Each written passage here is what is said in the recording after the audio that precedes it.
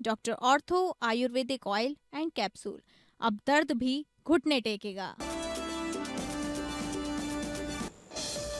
ऊधम सिंह नगर के रुद्रपुर में सीएम धामी ने केंद्रीय योजनाओं का किया लोकार्पण।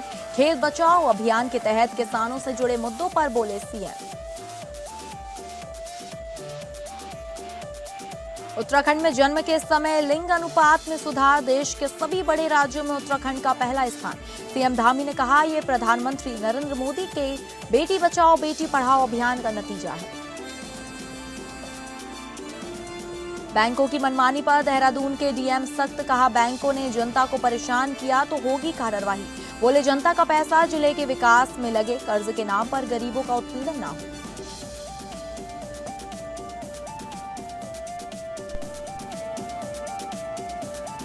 नमस्कार, आप सभी का बहुत स्वागत है उत्तराखंड बुलेटिन में और मैं हूं आपके साथ अंकिता सिंह। शुरुआत करेंगे बुलेटिन की, जहां उत्तराखंड के ऊधम सिंह नगर जिले के रुद्रपुर में केंद्रीय योजनाओं के लोकार्पण के साथ ही खेत बचाओ अभियान कार्यक्रम का आयोजन किया गया। इसमें सीएम धामी मौजूद रहे। कार्यक्रम में बड़ी संख्या में किसान, जनप्रतिनिधि और प्रशासनिक अधिकारी मौजूद रहे। किसानों से जुड़े मुद्दों, कृषि, भूमि संरक्षण और ग्रामीण विकास को लेकर यह कार्यक्रम महत्वपूर्ण रहा।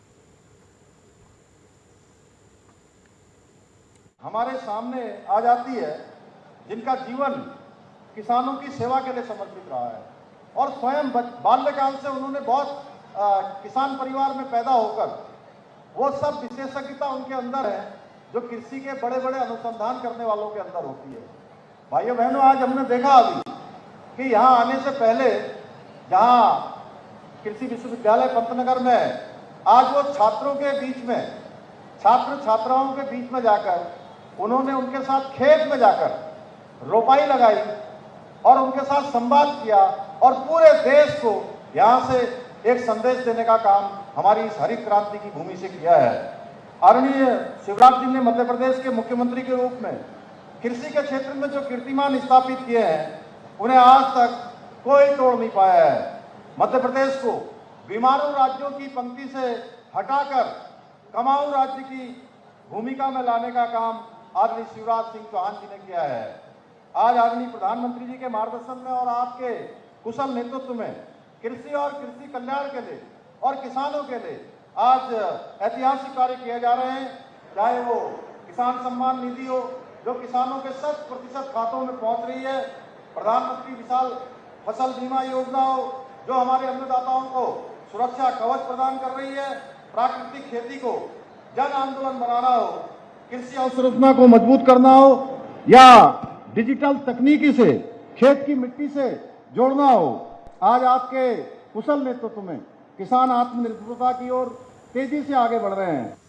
उत्तराखंड जन्म के समय लिंग अनुपात में सुधार के मामले में देश के सभी बड़े राज्यों में पहले स्थान पर रहा। उत्तराखंड के लिंग अनुपात में 11 अंकों की भारी बढ़ोतरी दर्ज की गई है, जो पूरे भारत में सबसे ज्यादा है। इसके साथ ही राज्य का जन्म लिंग अनुपात 857 से सुधरकर 868 हो गया है। इस पर मुख्यमंत्री पुष्कर सिंह धामी ने खुशी जाहिर करते हुए कहा कि ये प्रधानमंत्री नरेंद्र मोदी के बेटी बचाओ बेटी पढ़ाओ अभियान का नतीजा है कि उत्तराखंड में जन्म लिंग अनुपात बढ़ा है। मुख्यमंत्री ने उन सभी प्रदेश के कर्मचारियों को शुभकामनाएं व धन्यवाद दिया जिन्होंने इस मुहिम में उनके साथ दिया। हमारे प्रधानमंत्री जी ने, आदरणीय मोदी जी ने जो देश में बेटी बचाओ बेटी पढ़ाओ अभियान शुरू किया, उसका व्यापक असर यहाँ पर दिखाई दे रहा है और हमारा प्रतिशत काफ़ी बड़ा है जो 14-15 में बहुत नीचे था, आज बढ़कर और प्रतिशत बढ़ाने में भले ही अभी हमें और काम करना है, लेकिन देश में तेज़ गति से लिंगानुपात बेटियों का बढ़ाने में हमारा राज्य आज हिंदुस्तान के अव्वल राज्यों में। मैं सभी को जो भी इस काम में लगे हैं, सभी प्रदेशवासियों को इसके लिए मैं। देहरादून में बैंकों की कार्य प्रणाली को लेकर जिला प्रशासन ने कड़ा रुख अपनाया है। जिलाधिकारी डॉक्टर आशीष चौहान ने बैंकों और गैर बैंकिंग वित्तीय कंपनियों को स्पष्ट चेतावनी देते हुए कहा कि जनता के साथ संवेदनशील और सहयोगात्मक व्यवहार किया जाए। ऋण वितरण में लापरवाही, अनावश्यक देरी या गरीबों के उत्पीड़न को किसी भी कीमत पर बर्दाश्त नहीं किया जाएगा। ऋषि पर्णा सभागार में आयोजित जिला स्तरीय पुनरीक्षण समिति और जिला सलाहकार समिति की त्रैमासिक समीक्षा बैठक में डीएम ने कहा कि बैंक केवल जमा और ऋण देने वाली संस्थाएं नहीं बल्कि जिले की आर्थिक प्रगति के साझेदार हैं। रोजगार पार्क योजनाओं को जमीन पर उतारना उनकी जिम्मेदारी है। गैर बैंकिंग वित्तीय कंपनियों को सख्त संदेश देते हुए जिलाधिकारी ने कहा कि ऋण, निवेश और फाइनेंसिंग के नाम पर नियमों की अनदेखी नहीं होनी चाहिए। आरबीआई के दिशा निर्देशों का 100% पालन जरूरी है। उन्होंने चेतावनी दी कि अगर किसी गरीब को कर्ज के जाल में फंसाकर उसका घर नीलाम भरने जैसी स्थिति पैदा हुई और कानून व्यवस्था प्रभावित हुई तो प्रशासन कड़ी कार्रवाई करेगा। बैठक में लापरवाही बरतने वाले बैंकों पर भी कार्रवाई हुई।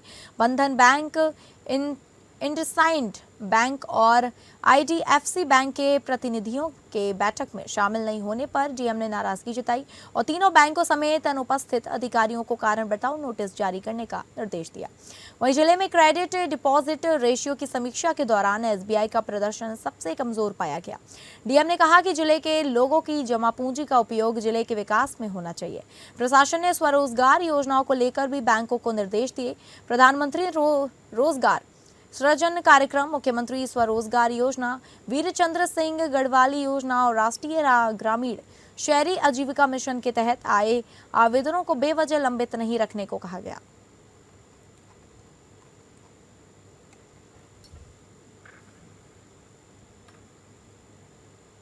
पंतनगर कृषि एवं प्रौद्योगिकी विश्वविद्यालय में केंद्रीय कृषि मंत्री शिवराज सिंह चौहान और उत्तराखंड के मुख्यमंत्री पुष्कर सिंह धामी ने पौधरोपण कर पर्यावरण संरक्षण और हरित भविष्य का संदेश दिया।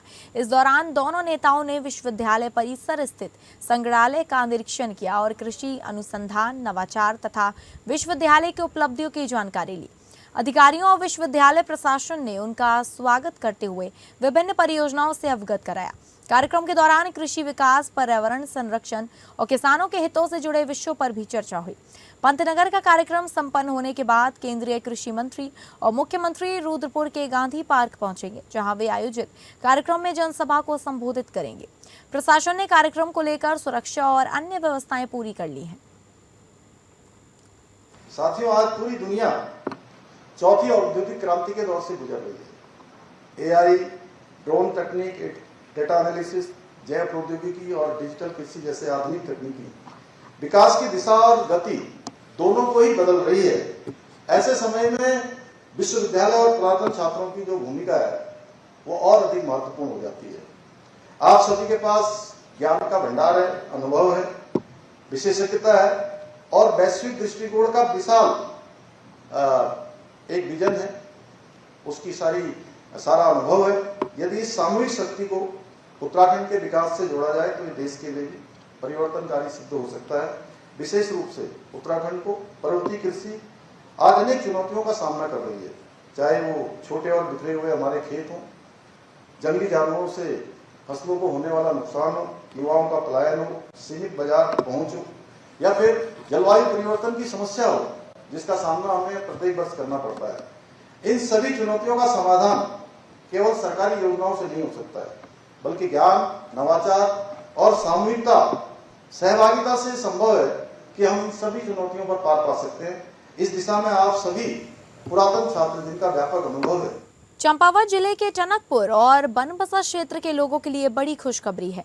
मुख्यमंत्री पुष्कर सिंह धामी ने प्रदेश में विभिन्न विकास योजनाओं और निर्माण कार्यों के लिए 42 करोड़ रुपए की वित्तीय एवं प्रशासनिक स्वीकृति प्रदान की है। इसके तहत चंपावत विधानसभा क्षेत्र के टनकपुर और बनबसा के ग्रामीण इलाकों में 10-10 किलोमीटर आंतरिक सड़कों के निर्माण के लिए 4 करोड़ 38 लाख रुपए की धनराशि स्वीकृत की गई है। लंबे समय से बदहाल सड़कों और अधूरे विकास कार्यों की समस्या से जूझ रहे टनकपुर और बनबसा के ग्रामीण क्षेत्रों को अब बड़ी राहत मिलने की उम्मीद जगी है। मुख्यमंत्री की इस स्वीकृति के बाद धरातल पर उतरने का रास्ता साफ हो गया है। जिला प्रशासन के स्तर पर भी विकास कार्यों को गति देने के प्रयास लगातार जारी हैं। जिलाधिकारी मनीष कुमार के निर्देशन में जनहित से जुड़े कार्यों को प्राथमिकता दी जा रही है। ऐसे में नई सड़कों के निर्माण से ग्रामीणों की आवाजाही आसान होगी, संपर्क व्यवस्था मजबूत होगी और स्थानीय विकास को नई दिशा मिलेगी। सरकार का दावा है कि विकास योजनाओं की यह रफ्तार आने वाले समय में चंपावत जिले के ग्रामीण क्षेत्रों की तस्वीर बदलने में अहम भूमिका निभाएगी। फिलहाल टनकपुर और बनबसा के लोगों को उम्मीद है कि वर्षों से लंबित उनकी समस्याओं का समाधान अब तेजी से होता दिखाई देगा।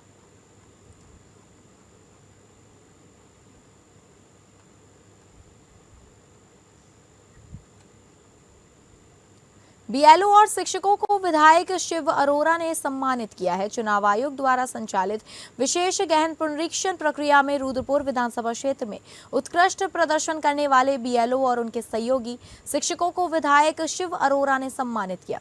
सम्मान समारोह का आयोजन रुद्रपुर सिटी क्लब में आयोजित किया गया, जहां बड़ी संख्या में बीएलओ और शिक्षक उपस्थित रहे। कार्यक्रम में विधायक शिव अरोरा ने कहा कि मतदाता सूची को 100% अद्यतन और त्रुटि रहित बनाने में बीएलओ की महत्वपूर्ण भूमिका होती है। उन्होंने कहा, रुद्रपुर विधानसभा क्षेत्र में सभी मतदाताओं प्रपत्रों का सफलतापूर्वक संग्रहण और ऑनलाइन प्रक्रिया को पूर्ण करना सराहनीय उपलब्धि है। सम्मान प्राप्त करने वाले बीएलओ और शिक्षकों के चेहरों पर खुशी साफ दिखाई दी। कार्यक्रम के दौरान विधायक ने सभी कर्मियों की मेहनत, लगन और जिम्मेदारी की प्रशंसा करते हुए उन्हें स्मृति चिन्ह और प्रशस्ति पत्र प्रदान किए। इस अवसर पर चुनाव संबंधी कार्यों में उत्कृष्ट योगदान देने वाले कर्मचारियों को आगे भी इसी तरह कार्य करने के लिए प्रोत्साहित किया गया। लोकतंत्र के लिए मतदाता सूची सबसे बड़ा आधार है। चुनाव आयोग के द्वारा SIR की प्रक्रिया की जा रही है और पूरा लोकतंत्र मतदाता सूची के पुनरीक्षण पर अगले 25 साल के लिए निर्भर करता है और इसमें सबसे प्रमुख भूमिका है तो हमारे बीएलओ और उनके सहयोगियों की हो। मेरा सौभाग्य है कि मेरी विधानसभा के अंदर अभी तक 11 बूथ ऐसे हैं जहां 100% SIR हो चुकी है। 100% जो वोटर थे वो मतदाता सूची में उनका गणना प्रपत्र जमा हो चुका है। बहुत बड़ी उपलब्धि है। ये जो हमारे बीएलओ हैं जो धूप में, बारिश में, गर्मी में इतनी मेहनत से काम कर रहे हैं और हमारे BLO 2 जो हमारे बनाए हुए हैं वो भी इनका सहयोग कर रहे हैं। मेरा नाम मधुबाला है और मैं आंगनबाड़ी वर्कर हूँ और पहली बार ही हमें सम्मानित किया गया है, तो हमने SIR का काम समय से पहले पूरा कर लिया है और मेरा जो मतदाता है वो 69 है। अगली खबर का रुख करेंगे, जहां नीट पेपर लीक मामले को लेकर रानीखेत कांग्रेस कार्यालय में कांग्रेस जिलाध्यक्ष दीपक किरौला की अध्यक्षता में युवाओं के साथ एक महत्वपूर्ण बैठक आयोजित की गई। बैठक में LED स्क्रीन के माध्यम से लोकसभा में नेता प्रतिपक्ष राहुल गांधी द्वारा कोटा में युवाओं को संबोधित करते हुए नीट पेपर लीक प्रकरण पर दिए गए संदेश को सुना और देखा गया। बैठक में राहुल गांधी ने कहा कि देश के लाखों युवाओं का भविष्य प्रतियोगी परीक्षाओं की निष्पक्षता पर निर्भर करता है। पेपर लीक जैसी घटनाएं मेहनती विद्यार्थियों के सपनों को तोड़ने का कार्य करती हैं। उन्होंने युवाओं के अधिकारों की रक्षा, पारदर्शी परीक्षा व्यवस्था और दोषियों के विरुद्ध कठोर कार्रवाई की आवश्यकता पर बल दिया। जिलाध्यक्ष दीपक किरौला ने कहा कि कांग्रेस पार्टी युवाओं के हितों की रक्षा के लिए सदैव प्रतिबद्ध है। उन्होंने कहा कि प्रतियोगी परीक्षाओं में बार बार हो रहे पेपर लीक से युवाओं का भविष्य अंधकार में हो गया है, जिसे किसी भी कीमत पर स्वीकार नहीं किया जा सकता। उन्होंने युवाओं से अपने अधिकारों के प्रति जागरूक रहने तथा निष्पक्ष और पारदर्शी परीक्षा व्यवस्था की मांग को मजबूत से उठाने का आह्वान किया। बैठक में उपस्थित युवाओं ने भी परीक्षा प्रणाली में पारदर्शिता सुनिश्चित करने तथा दोषियों के खिलाफ सख्त कार्रवाई की मांग की। आज जो ये प्रेस वार्ता का जो हमारा कार्यक्रम है, ये आपका जो देश भर में जो नीट के पेपर लीक हो रहे हैं तो उसमें है, क्योंकि जो हमारे हर साल इस देश में 24 लाख बच्चे अपने भविष्य को, अपने उज्जवल भविष्य को देखते हुए इस पेपर की तैयारी कर रहे हैं। तो और जिस तरीके से सरकार पेपर लीक हो रही है और सरकार कोई कार्रवाई नहीं कर रही है, और हम तो इस बैठक के माध्यम से ये भी कह देना चाहते हैं कि माननीय धर्मेंद्र प्रधान जी को नैतिकता के आधार पर इस्तीफा दे देना चाहिए। और साथ में जो हमारे देश का भविष्य है, इसके साथ ये कह रहे हैं कि अमृत काल चल रहा है, और अमृत काल ऐसा राम राज्य में ऐसा अमृत काल क्या चल रहा है कि हमारे बच्चों को सुसाइड करना पड़ रहा है, इतने पेपर लीक हो रहे हैं। चाहे आप देश भर में देख लीजिए या उत्तराखंड प्रदेश में आप देख लीजिए। नशे के खिलाफ चलाए जा रहे ड्रग्स फ्री देवभूमि अभियान के तहत चंपावत पुलिस ने बड़ी सफलता हासिल की है। पुलिस ने 253 ग्राम अवैध स्मैक के साथ एक तस्कर को गिरफ्तार किया है, जिसकी अंतर्राष्ट्रीय बाजार में कीमत करीब 75 लाख रुपए बताई जा रही है। आरोपी के कब्जे से बिना नंबर प्लेट की बाइक, नकदी और मोबाइल फोन भी बरामद किया गया है। जनपद चंपावत में नशे के कारोबार पर लगातार शिकंजा कसते हुए पुलिस अधीक्षक के निर्देशन में संचालित ऑपरेशन प्रहार के तहत टनकपुर क्षेत्र में संयुक्त पुलिस टीम ने सघन चेकिंग अभियान चलाया। अभियान के दौरान मनीहारगोट क्षेत्र में रेलवे पटरी के समीप एक संदिग्ध युवक को रोककर तलाशी ली गई। तलाशी के दौरान युवक के कब्जे से 253 ग्राम अवैध स्मैक बरामद हुई, जिसकी अंतर्राष्ट्रीय बाजार में अनुमानित कीमत करीब 75 लाख रुपए आंकी गई। पूछताछ में आरोपी ने खुलासा किया कि वह उत्तर प्रदेश के पीलीभीत जनपद से स्मैक लाकर क्षेत्र के युवाओं तक पहुंचाने का काम करता था। पुलिस ने मामले में एक अन्य आरोपियों की तलाश तेज कर दी है और उसके नेटवर्क से जुड़े अन्य लोगों की भी जांच शुरू कर दी है। वहीं चंपावत पुलिस ने स्पष्ट संदेश दिया कि जनपद में नशे के अवैध कारोबार में संलिप्त किसी भी व्यक्ति को बख्शा नहीं जाएगा और ड्रग फ्री देवभूमि अभियान के तहत कार्रवाई आगे भी लगातार जारी रहेगी। मुक्त भारत अभियान के तहत माननीय मुख्यमंत्री महोदय द्वारा चलाई जा रही मुहिम ड्रग फ्री देवभूमि अभियान को सार्थक बनाने में जनपद चंपावत पुलिस को एक बड़ी सफलता हासिल हुई है। इसी क्रम में कल थाना टनकपुर क्षेत्र अंतर्गत टनकपुर पुलिस व एसओजी की टीम द्वारा संयुक्त कार्रवाई करते हुए एक अभियुक्त के पोजीशन से 253 ग्राम हीरोइन, जिसको हम कॉमन भाषा में स्मैक भी कहते हैं, उसकी बरामदगी हुई है। इसमें वैधानिक कार्रवाई करते हुए अभियुक्त को गिरफ्तार किया गया है। साथ ही सीज माल को वैधानिक प्रोसेस के तहत हमारे द्वारा ई साक्ष्य पर भी उसमें वीडियोग्राफी करते हुए संकलित किया गया है। अभियुक्त के पोजीशन से 253 ग्राम स्मैक, एक वीवो मोबाइल फोन, 900 रुपए कैश में एक मोटरसाइकिल बरामद हुई है।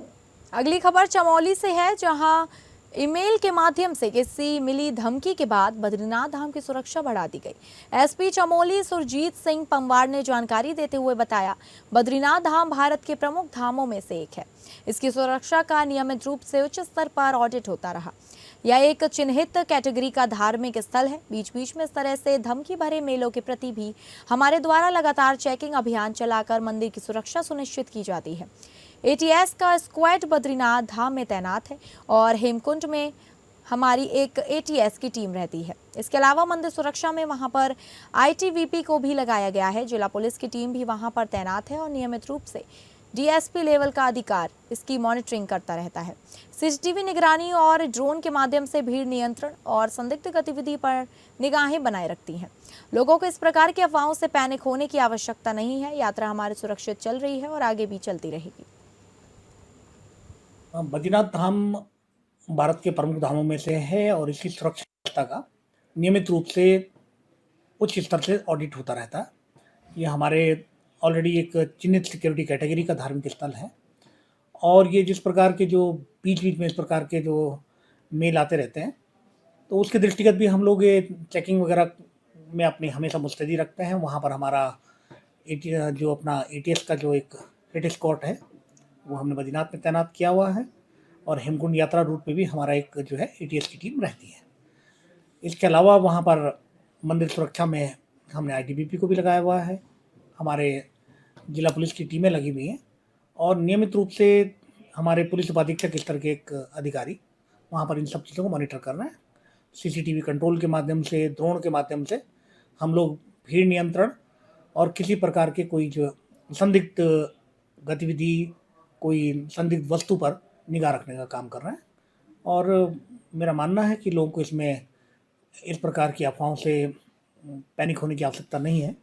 यात्रा हमारी बहुत अच्छी चल रही है, सुचारू चल रही है और आगे भी ऐसी चलती रहेगी। लोहाघाट के स्वर्ण कारोबारियों का लाखों रुपए मूल्य का सोना चांदी लेकर फरार हुए पश्चिम बंगाल के 2 कारीगरों को पुलिस ने दिल्ली एयरपोर्ट से गिरफ्तार कर लिया है। पूछताछ में सामने आया है कि दोनों आरोपी विदेश भागने की फिराक में थे। पुलिस ने उनके कब्जे से चोरी किया गया 100% सोना और चांदी भी बरामद कर लिया है। जानकारी के अनुसार नगर के खड़ी बाजार स्थित एक स्वर्ण आभूषण व्यापारी ने लोहाघाट थाने में तहरीर देकर आरोप लगाया था कि पश्चिम बंगाल के हावड़ा जिले के बाली चतुरी निवासी साहिद अली मलिक पुत्र असगर मलिक और उसके एसके साहिबुले पिछले करीब 1 वर्ष से लोहाघाट में ज्वेलरी निर्माण का कार्य करते रहे हैं। दोनों विभिन्न सराफा व्यापारियों के साथ व्यापारियों के लिए आभूषण बनाने का काम करते थे। व्यापारी के अनुसार दोनों कारीगर करीब 35 ग्राम सोना और 700 ग्राम चांदी लेकर अचानक फरार हो गए। मामले को गंभीरता से लेते हुए पुलिस ने अपराधियों के खिलाफ बीएनएस की धारा 316 और 318 के तहत मुकदमा दर्ज कर उनकी तलाश शुरू की। पुलिस की सक्रियता और तकनीकी जांच के आधार पर दोनों आरोपियों को दिल्ली एयरपोर्ट से दबोच लिया गया।